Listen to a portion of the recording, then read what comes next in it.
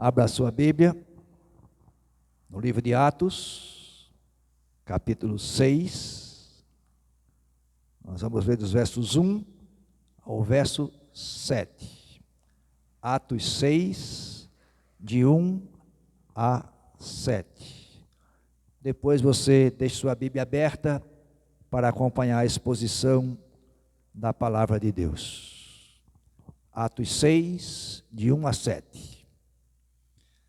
Naqueles dias, aumentando o número dos discípulos, houve murmuração dos helenistas contra os hebreus, porque as viúvas deles estavam sendo esquecidas na distribuição diária. Então, os 12 convocaram a comunidade dos discípulos e disseram: não é correto que nós abandonemos a palavra de Deus para servir às mesas? Por isso, irmãos, escolha entre vocês 7 homens de boa reputação, cheios do Espírito e de sabedoria, para os encarregarmos desse serviço. Quanto a nós, nos consagraremos à oração e ao ministério da palavra. O parecer agradou a todos. Então, elegeram Estevão, homem cheio de fé e do Espírito Santo, Filipe, Prócoro, Nicanor, Timão, Parmenas e Nicolau, prosélito de Antioquia. Apresentaram estes homens aos apóstolos, que orando lhes impuseram as mãos. A palavra de Deus crescia e em Jerusalém o número dos discípulos aumentava. Também um grande grupo de sacerdotes obedecia à fé. Até aqui. Meus amados, tema geral da nossa exposição no livro de Atos: a soberana vontade de Deus e a ação do Espírito Santo na vida da igreja. E esse recorte desse capítulo 6, nós vamos olhar sobre o seguinte tema: organização espiritual. E precisamos lembrar um pouco o que é que tem acontecido. A gente lembra a parte anterior, o capítulo 5, depois de os terem pregado o evangelho, foram perseguidos, houve sinais e prodígios, e os apóstolos, especialmente Pedro e João, foram novamente presos. O anjo os libertou, e eles novamente voltam para pregar a palavra de Deus, anunciar que Cristo é o Messias, foi morto, mas ressurgiu. Estão lá no pórtico de Salomão, ao pêndulo do templo, novamente são presos e agora vão ser inquiridos. E aí, os irmãos lembram que domingo a gente falou, apareceu Gamaliel, um sábio, fazia parte do sinédrio, um fariseu, que vai dizer: olha, se vocês vão perseguir esses homens, tenham cuidado, porque já surgiram outros ao longo da história, e os outros possivelmente se destruíram, porque era obra de homens. Agora, se estes estão fazendo uma obra de Deus, vocês não poderão destruí-los. O que é que acontece?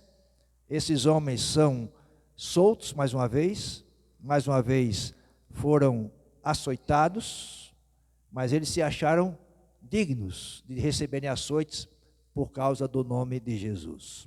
E agora estão lá reunidos e a gente percebe o que Lucas registrou, o crescimento da igreja. E aqui no texto de Atos 6, de 1 a 7, mais uma vez, Lucas registra isso. Veja no versículo 1, naqueles dias, que dias? Esses dias que está acontecendo essas coisas todas, desde o Pentecostes até agora. Esses dias, o que é que acontece? Aumentou o número de discípulos. Então a igreja está crescendo, e se você lembrar, ela iniciou lá com 120 aproximadamente, depois teve 3.000, um acréscimo de 3.000, mais para frente, para alguns 2.000, né? Se juntando aos 3, 5.000, para outros 5.000 mesmo, com os 3 seria 8, ou muito mais, e se contar, até agora se contava só os homens. Mais para frente é que Lucas vai dizer que se acrescentou as mulheres, aumentou o número, consideravelmente. Se Aquela época, a maioria dos homens casados, então, com as suas esposas, vamos colocar aí uma média de 6.000 homens, mais 6.000 mulheres, vai para 12.000. A igreja está crescendo. Tanto é que Lucas vai dizer depois que aumentou o número dos discípulos. Ou seja, ele jamais não trata de números. Se você lembrar, capítulo 5, verso 14, Lucas diz: e aumentava sempre mais o número de crentes no Senhor, uma multidão de homens e mulheres. Então, essa igreja agora, com esse crescimento exponencial, aparece um problema nela. E é isso que nós vamos olhar para entender o que esse texto nos traz sobre organização espiritual. E quando se fala em organização, há dois extremos. Algumas igrejas acham que não precisa se organizar, pois entende que deve seguir somente o Espírito Santo. É um extremo. Por outro lado, o outro extremo, as igrejas se estruturam e se organizam de tal forma que mais parece um organismo ou uma corporação comercial do que um corpo de Cristo. E na sabedoria do tempo, nós sabemos que os extremos são sempre perigosos. Ou seja, esses dois extremos, ou organização de mais ou organização de menos, devem ser evitados. E nesse ponto, a reação da igreja de Jerusalém ao problema que se apresentou, ela, de forma equilibrada, mostrou uma organização espiritual. John MacArthur, pastor e teólogo americano, falecido há poucos dias, no seu comentário do livro de Atos, ele escreve o seguinte: o crescimento explosivo da igreja trouxe consigo a necessidade de maior organização. E notem, não é que essa igreja não era organizada, ela era. Se você lembrar, ela se reunia, ela sabia quantos membros tinha, ela tinha os seus momentos de adoração, ela fazia os sacrifícios, ela celebrava batismos e a ceia do Senhor, ela supria as necessidades uns dos outros, ou seja, tinha organização. Só que agora, segundo John MacArthur, essa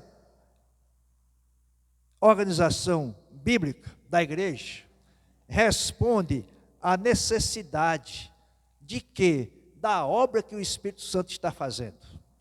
Meus amados, ou seja, é olhar para isso e ver que a organização não é um fim em si mesma, mas ela é um meio para facilitar o que o Senhor está fazendo em sua igreja. E então, a organização espiritual que os apóstolos fizeram e se revela para nós em 4 princípios. Quais seja, encarar o problema, versículo 1, definir a prioridade, versículos 2 a 4, selecionar as pessoas, versículos 3, 5 e 6, e executar o plano.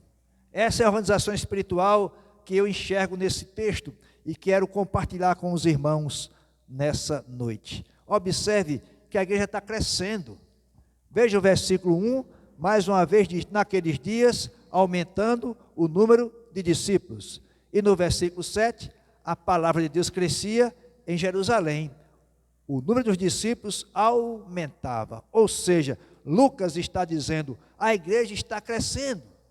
E por esse crescimento vai se multiplicando os discípulos a cada dia, o número de discípulos é aumentado, é acrescido, ou seja, naqueles dias, nesses dias em que os apóstolos foram presos, açoitados, soltos, novamente presos, e o Espírito está trabalhando nessa igreja. E sabe o que acontece? Se você lembrar, isso é resultado da desobediência dos apóstolos ao Sinédrio. O Sinédrio disse, não falem mais no nome de Jesus. E eles continuaram falando. Sabem por quê? Volte seus olhos para o capítulo 5, verso 40 em diante. 5:40. Então chamaram os apóstolos e os açoitaram, e ordenando-lhes que não falassem no nome de Jesus, os soltaram. Observaram? Ordenando, uma ordem. O que é que acontece? E eles se retiraram do sinédrio, muito alegres, por terem sido considerados dignos de sofrer afrontas por esse nome. Aí o que é que acontece? A ordem do sinédrio vai por água abaixo. Veja o versículo 42. E todos os dias, no templo, e agora de casa em casa, não cessavam de ensinar e de pregar que Jesus é o Cristo. Meus amados, aqui Lucas registra isso para nós, e eu enxergo como uma alerta para nós. Em que sentido? Estamos vivendo dias de restrição de anunciar o Evangelho. Ainda temos liberdade em nosso país, ainda. Mas, pelas perspectivas, isso vai chegar a não ser mais possível. E o sinédrio dos nossos dias, o STF, vai dizer, não pode mais falar em nome de Jesus. O que é que nós vamos fazer? Como os apóstolos, nos sentir dignos de sofrer afrontas por esse nome. E no templo, se o templo não for fechado, pode ser também, mas de casa em casa, aonde for possível, nós vamos continuar a ensinar e pregar Jesus, que é o Cristo. Amém? Louvado seja Deus por isso. Alguns irmãos disseram amém. Significa que vão fazer isso. Eu farei. E eu creio que os irmãos também o farão. Meus amados, sabem por quê? Porque a nossa vida nessa terra é passageira. E nós precisamos olhar para essa igreja que nos ensina a organização dela para continuar a fazer a obra que o Espírito Santo colocou. Vejam que ela é importante, a organização, por alguns aspectos. Primeiro, é porque ela ajuda na resolução de conflitos. Observe que o versículo 1, depois que Lucas registra que aumentou o número de discípulos, houve um problema. Qual foi o problema? Murmuração dos helenistas contra os hebreus. Qual a razão? As viúvas deles, ou seja, dos helenistas, estavam sendo esquecidas na distribuição diária. Esse é o problema. Como é que a organização vai ajudar na resolução desse conflito? Meus amados, isso que eles estão fazendo, estão seguindo a orientação de Deus. Um dos deveres que Deus sempre exigiu do seu povo foi cuidar das viúvas e dos órfãos, daqueles que não tinham ninguém por eles, nem tinham recursos para se sustentarem. Vejam Deuteronômio, deixe sua página de Atos marcado e vá lá para Deuteronômio, capítulo 10. Deuteronômio 10, verso 18. A exortação à obediência, do versículo 12 em diante, mas no 18, diz lá, ele faz justiça aos órfãos e às viúvas, e ama os estrangeiros, dando-lhes comida e roupa. Ordem de Deus para o povo. Ainda, Deuteronômio 14, 29. 14, 29, Deuteronômio. Então virão os levitas, porque não têm parte na herança com vocês, os estrangeiros, os órfãos e as viúvas que moram na cidade de vocês, e comerão e se fartarão, para que o Senhor, o seu Deus, os abençoe em todas as obras que vocês fazem. Entenderam? Portanto, esses discípulos, esses apóstolos estão seguindo a orientação de Deus em cuidar das viúvas. Agora observem, toda a união, toda a comunhão da igreja primitiva, havia dois grupos nela. Os judeus, aqui tratado como hebreus, eram aqueles que, da fala aramaica, seriam aqueles judeus que nunca saíram de Jerusalém, sempre estiveram lá, permaneceram lá o tempo todo. Então, eles falavam o aramaico. E os judeus de fala grega, os helenistas, aqueles que saíram, né?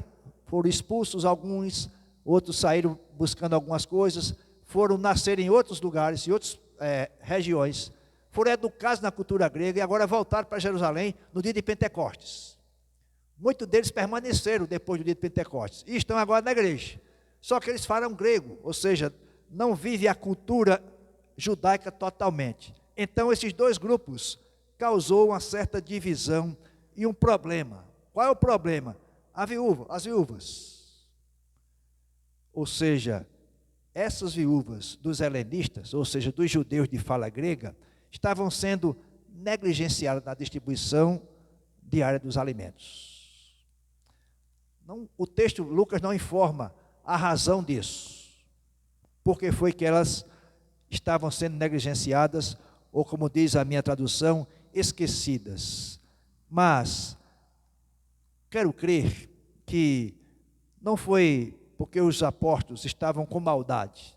Bom, nós somos judeus daqui de Jerusalém, da região da Judéia, então nós não vamos olhar para os judeus de fala grega. Eu creio que não foi por isso. Talvez o problema estava acontecido pela sobrecarga de responsabilidade deles, dos apóstolos. Mas vejam, havia, portanto, esse problema de negligência com as viúvas dos helenistas e outro problema, qual seja, aí logo no início do versículo 1, houve murmuração. E esse, meus amados, é um problema. Sabem por quê? Murmuração nunca foi vista e nunca é vista com bons olhos por Deus. Lembra-se do povo de Deus no deserto? Murmuravam, e isso os levou a serem castigados por isso, porque murmuravam. E é interessante a gente prestar atenção que a murmuração dentro da igreja, dos nossos dias, ela é como um veneno que corre dentro das veias de um corpo. A igreja é um corpo vivo. A murmuração traz isso. E sabe de uma coisa? A murmuração anda de mãos dadas com a amargura. Quase sempre, um murmurador é um amargurado. E é interessante que a amargura alimenta a murmuração e a murmuração alimenta a amargura. Por isso que é um problema e é um pecado que a igreja tem que extirpar por completo. E esses irmãos nos ensinam a, organizados espiritualmente, enfrentar, combater e mudar esse mal na igreja. Ou seja, o conflito. Observe, meus amados, que a murmuração e a amargura, sabe o que é que ela faz no meio da igreja? Ela incita intriga entre as pessoas. Ela gera desconfiança. Ela atrapalha a comunhão. E, por fim, incita a rebeldia. Então, tenhamos cuidado na murmuração. Ou seja, esses dois problemas, a negligência na distribuição dos alimentos para as viúvas e a murmuração, isso poderia e estava aparentemente trazendo divisão na igreja. E, meus amados, esses apóstolos, movidos pelo Espírito Santo, percebem isso claramente. E então, lembra-se que a organização espiritual faz com que resolva o conflito. Sabem por quê, meus amados? Aqui nessa igreja inicial, em qualquer igreja na história, na nossa igreja, em qualquer igreja do corpo de Cristo, nada, observem, nada pode ser mais danoso para a igreja do que grupos e partidos dentro dela. Por isso que esses apóstolos vão resolver esse problema. E é a segunda razão porque a organização espiritual é tão importante. É que ela ajuda a definir o papel de cada um. Versos 2 a 4. Observe no versículo 2 que então os 12 convocaram a comunidade dos discípulos e disseram: não é correto que nós abandonemos a palavra de Deus para servir às mesas.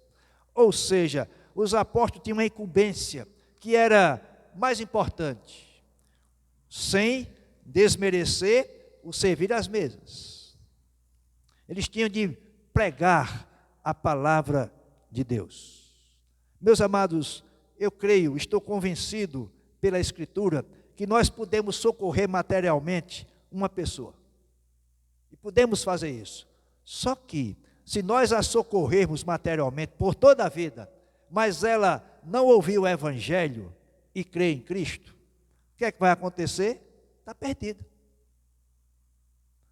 Valeu aquela ajuda material só durante a sua vida aqui. E a eternidade? Observaram? É isso que os apóstolos estão chamando a atenção. Nós precisamos continuar ajudando as viúvas. É lícito isso. É ordem de Deus para nós. Mas nós não podemos deixar de pregar o Evangelho. Por isso que nós temos que escolher pessoas. Veja o que a palavra pode trazer para nós. E meus amados, eu chamo a sua atenção para isso. Qualquer outra instituição, qualquer outra, ela pode socorrer materialmente os necessitados. Qualquer instituição. Amigo de bairros, clubes, partidos políticos, reunião de amigos, pode socorrer materialmente as pessoas, os necessitados. Observe, mas só a igreja de Cristo pode socorrer espiritualmente. Isso é o que os apóstolos estão nos ensinando. Veja os versículos 3 e 4, o que eles vão dizer. Por isso, irmãos, escolha entre vocês 7 homens de boa reputação, cheios do Espírito Santo e de sabedoria, para os encarregarmos desse serviço. Quanto a nós, nos consagraremos à oração e ao ministério da palavra. Então os apóstolos viram que não era razoável, não era correto deixar de pregar a palavra de Deus para estar atendendo as viúvas. E mais uma vez, não é que as viúvas não mereciam, tanto que eles continuam a fazer isso, mas eles, apóstolos, precisavam dedicar-se à oração e à pregação da palavra. Então não deixaram de socorrer as viúvas. Agora, 3 deliberações eu enxergo nesse texto que os apóstolos fizeram em relação à palavra de Deus. Primeiro, seguiram um princípio bíblico, a saber, escolheram homens e não mulheres. Alguns acham que não, e alguns divergem, mas eu prefiro seguir com a maioria de comentaristas que li, de que aqui se dá o início do diaconato. 7 homens para serem diáconos, ainda que alguns deles, caso de Estevão e Filipe, evangelizaram, mas a base aqui é para o início do diaconato. Então veja que o princípio é esse. Desde o Antigo Testamento, os apóstolos, portanto, observaram com muito cuidado, estes homens deveriam ter as seguintes qualificações. Observem, serem de boa reputação, cheios do Espírito Santo e de sabedoria. Não era qualquer um que poderia ser diácono, como não é hoje ainda. Tem que ser homens que tenham boa reputação. O que é isso? Homens que não denigram a imagem do Evangelho, homens que sejam íntegros.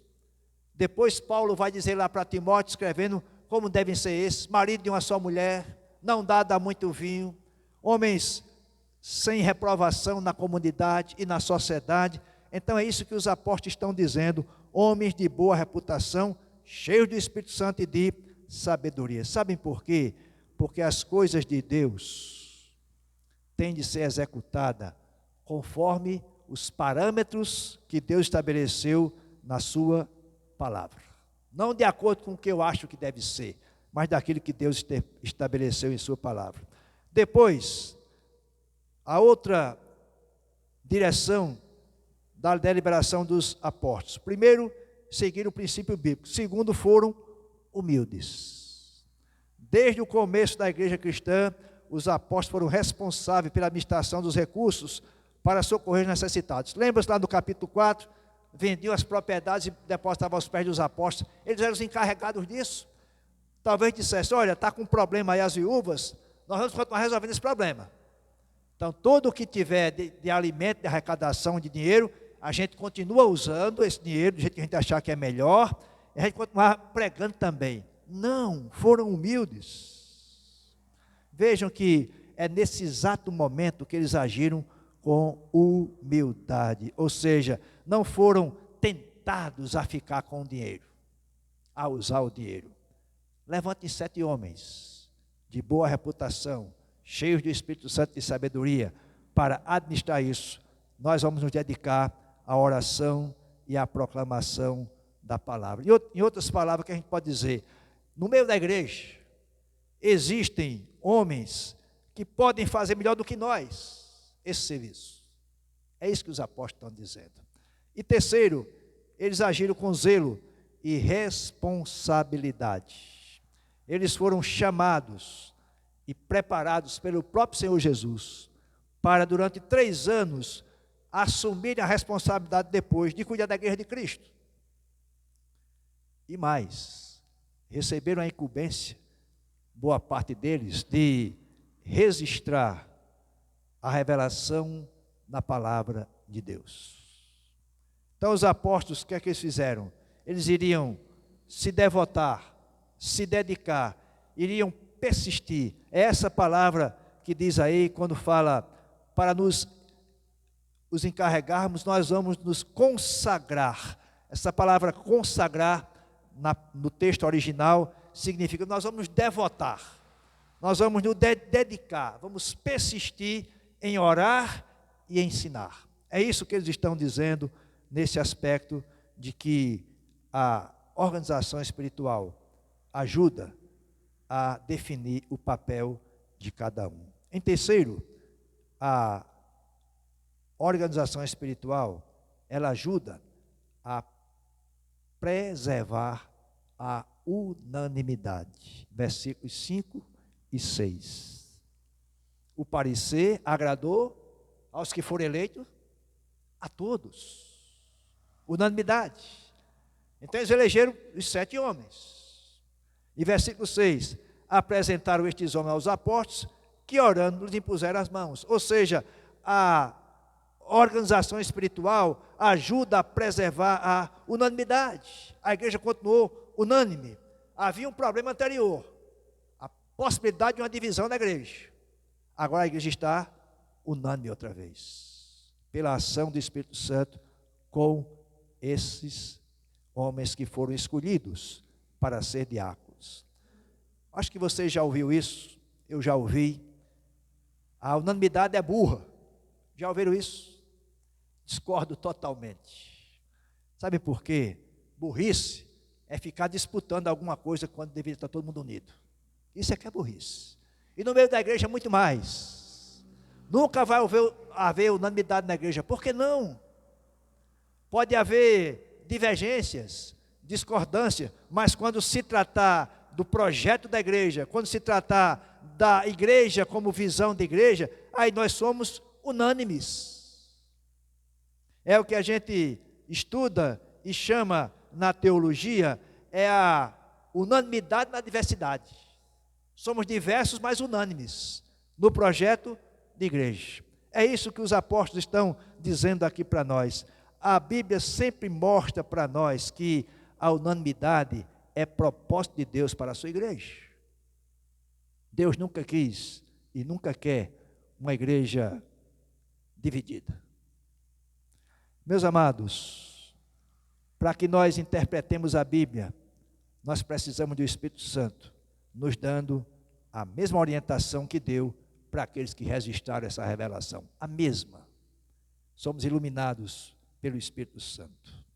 E aí, se a gente viu no versículo 2, que foram convocados a comunidade dos discípulos, agora no versículo 5, Lucas registra o parecer agradou a toda a comunidade. E assim fizeram conforme os apóstolos instruíram.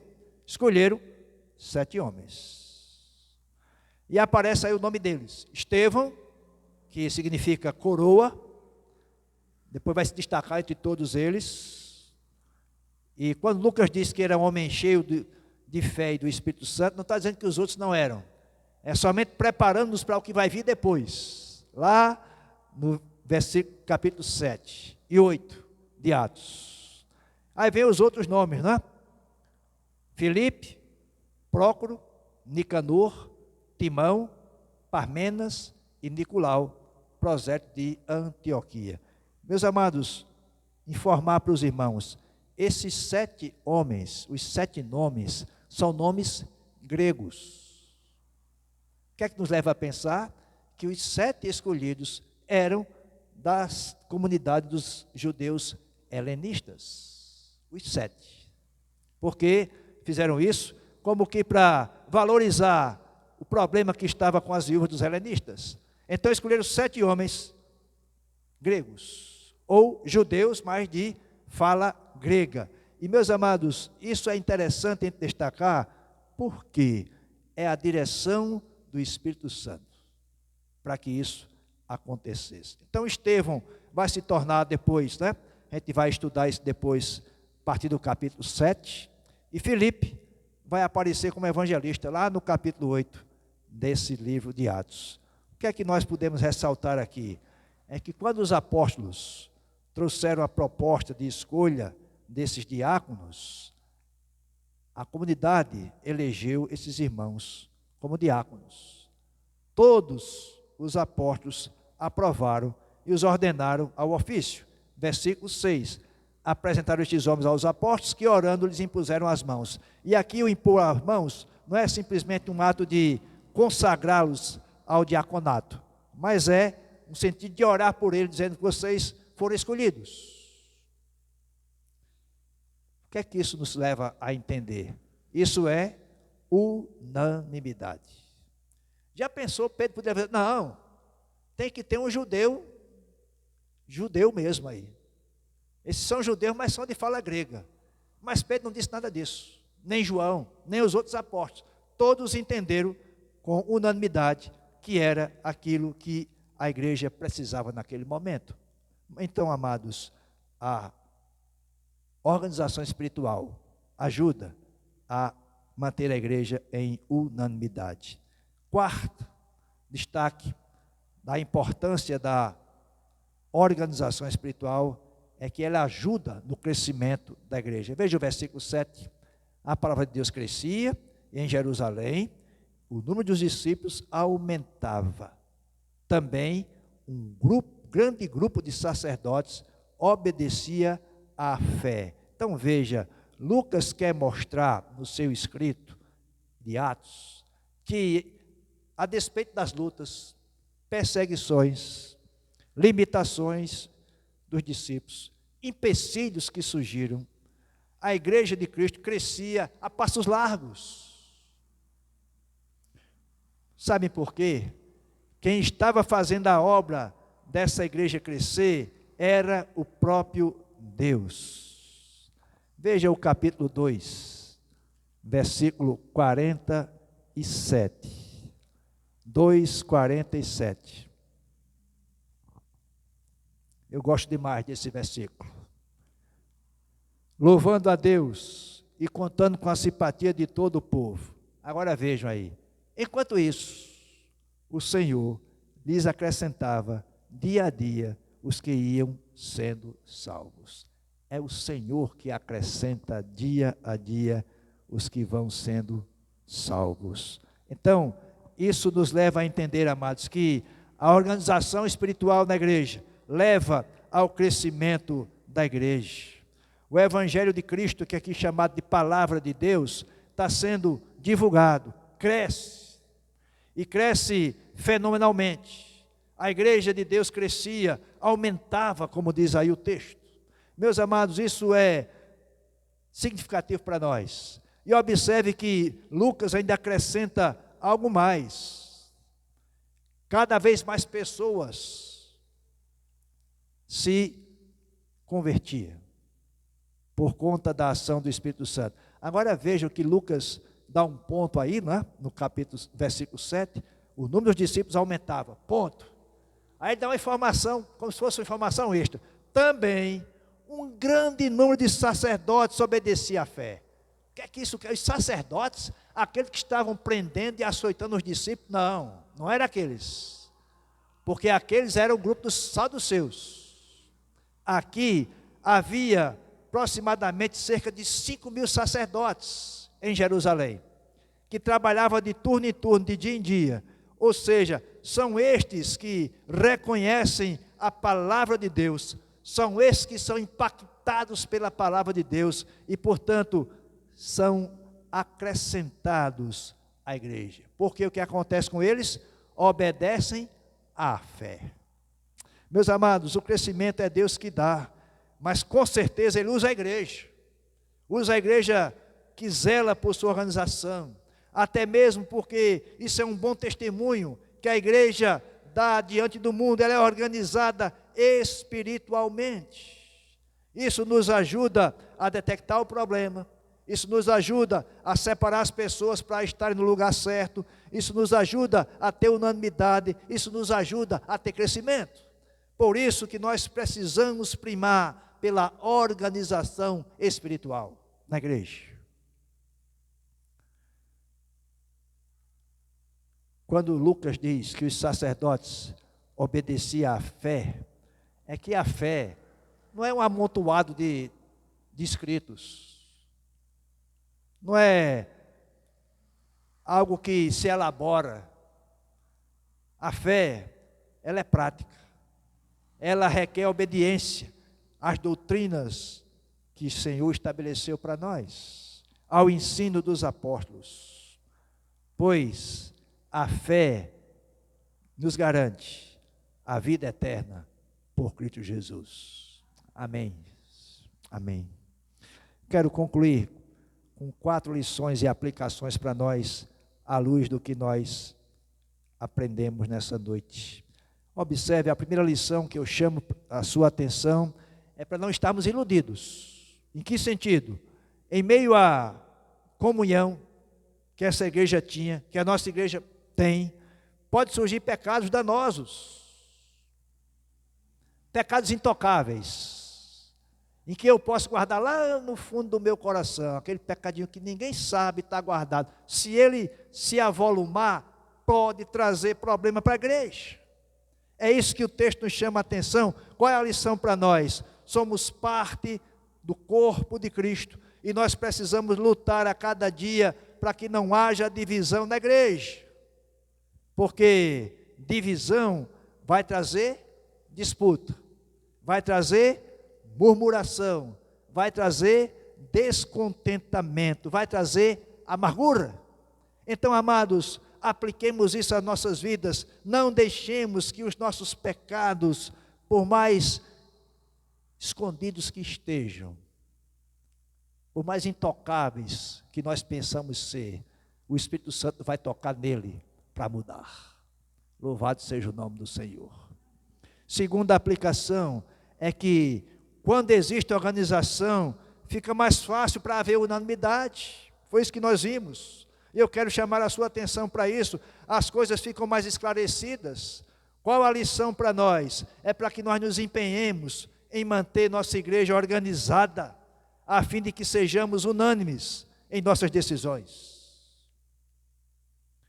Qual foi o motivo dessa igreja ser unânime? Permanecer firme na doutrina dos apóstolos e anunciar o Evangelho de Cristo. Isso deve manter a igreja unânime. Terceira lição e aplicação para nós. Deus abençoa a igreja e a faz crescer quando ela demonstra zelo para com as suas coisas. Essa igreja demonstrou zelo com isso. Seguir a ordem de Deus, cuidar das viúvas. Essa igreja continuou a fazer isso. E o problema que poderia surgir de murmuração, a igreja conseguiu corrigir rapidamente, porque a igreja era dirigida e cheia do Espírito Santo. Amém? Se nós queremos ser essa igreja que vai crescer, abençoada por Deus, precisamos também ser e estar cheios do Espírito Santo. Quarta e última lição e aplicação para nós, que em nosso zelo com a organização da igreja, não nos esqueçamos que ela é um organismo vivo. Se nós nos preocupamos com aquele extremo, organiza demais, mas esquece da vida. Organiza de menos e esquece que é um organismo vivo. A igreja é um organismo vivo. E aí, meus amados, toda frieza, toda apatia, toda comodidade deve ser combatida severamente, porque somos um organismo vivo. Ou seja, nós caminhamos unidos e unânimes em torno da palavra de Deus, ou então nós somos responsáveis pela divisão. Ou a gente entende que o Senhor nos chama para viver em unanimidade, para organizadamente ser uma igreja que proclame o Evangelho de Jesus, ou nós vamos fomentar, vamos alimentar essa visão distorcida que é criar divisão na igreja. Que o Senhor nos abençoe e nos ajude a nunca sermos esses instrumentos, mas pelo contrário, sermos instrumentos que leve harmonia, unanimidade, amor, companheirismo na igreja. Que Ele nos abençoe. Amém?